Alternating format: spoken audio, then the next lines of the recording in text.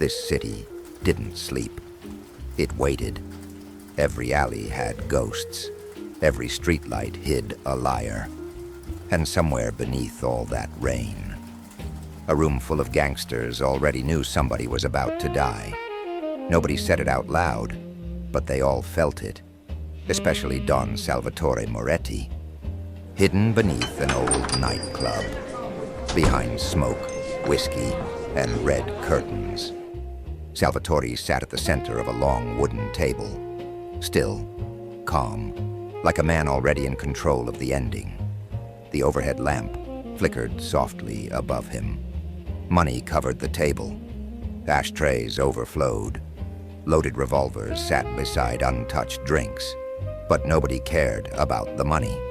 Nobody cared about the alcohol, because one thing mattered more than anything else. Somebody had betrayed the family. Salvatore lit his cigar slowly, then finally spoke. Somebody here sold us out. And just like that, the entire room froze. Vince stared at the table. Luca watched everybody like a wolf waiting for weakness.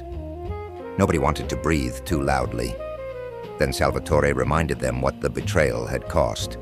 3 trucks, 12 men, gone in 6 minutes. Luca tried breaking the silence. Maybe the cops got lucky.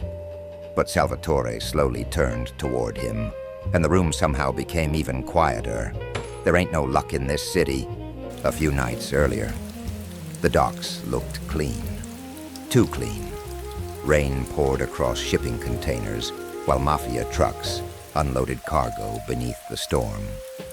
Everything was moving smoothly, until police sirens exploded through the night. Suddenly, the entire dock turned into a war zone. Gunfire ripped through the rain. Police flooded the area from every direction.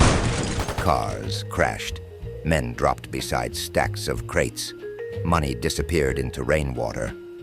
And before anybody could understand what happened, the operation was dead. That's when everybody realized the truth. The police didn't find them by accident. Somebody talked, because betrayal never arrives screaming. It whispers. Across the city, Detective Harlan Reed sat alone inside a dark apartment. The television flickered blue across his exhausted face. Whiskey bottles covered the table. Police files mixed with dirty money. Reed wasn't a good man. But he wasn't completely evil either. He was something worse. A man stuck between corruption and survival. The news station kept replaying footage from the dock massacre. Reed shut the TV off. Silence filled the room. Then the phone rang. He already knew who it was before answering. Come to the club. That was all Salvatore said. Then the line went dead, and Reed understood something immediately. Somebody wasn't leaving that meeting alive. Back inside the meeting room, the pressure kept building. Nobody touched their drinks anymore. Nobody relaxed. Then Luca finally snapped.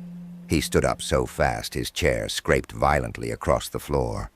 Look at him. Can't even sit still. He pointed directly at Vince. Vince slammed both hands onto the table. Whiskey trembled inside the glasses. Gangsters slowly shifted closer to their guns.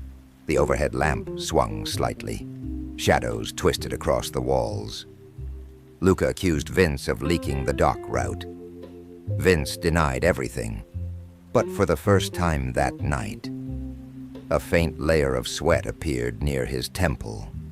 Not panic, just pressure.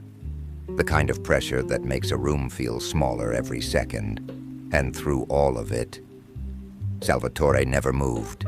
He simply watched, like the chaos was unfolding exactly how he wanted. Then the door opened. Detective Reed stepped inside. Rainwater dripped from his trench coat. Nobody welcomed him. Nobody needed to. Salvatore simply pointed toward an empty chair. Tell them what you found. Reed hesitated. Every face in the room stared directly at him. Then he finally spoke. The leak came from inside, but it wasn't Vince. The room froze. Luca's confidence disappeared instantly. Reed slowly looked toward him. It was Luca.